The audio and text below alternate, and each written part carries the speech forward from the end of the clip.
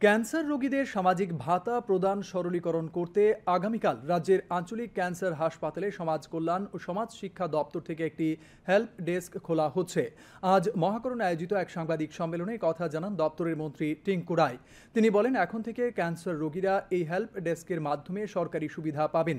তিনি বলেন, রাজ্যে আরও ৫,৪৫৮ জনকে নতুন করে সামাজিক ভাতা প্রদান করা হবে।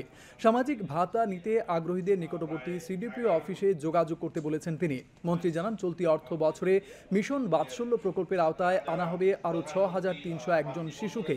সাংবাদিক সম্মেলনে দপ্তরের সচিব এবং অধিকর্তা উপস্থিত ছিলেন।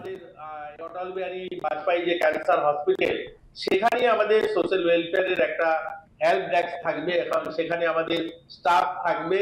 সেখানেই তারা যখন রোগী দেখাতে আসবেন সেখানেই অ্যাপ্লিকেশন জমা দিতে পারবেন এবং সেখানে থেকেই আমরা তাকে মঞ্জুরি দেওয়ার ব্যবস্থা করব। সেই চিকিৎসা করাতে করাতেই তারা যেন তার সেই ভাতাটা পেতে শুরু করেন। আরো ৫,৪৫৮ জনকে নতুন ভাতা আমরা দেব। ওল্ড এজ পেনশন এবং বিধবা পেনশন, যেটা এই দুইটা স্কিমে আমরা এখন নতুন করে আমরা এই ভাতাগুলো ৫,৮৫৮ জনকে মুখ্যমন্ত্রী সামাজিক ভাতা প্রকল্পে আমরা দেব।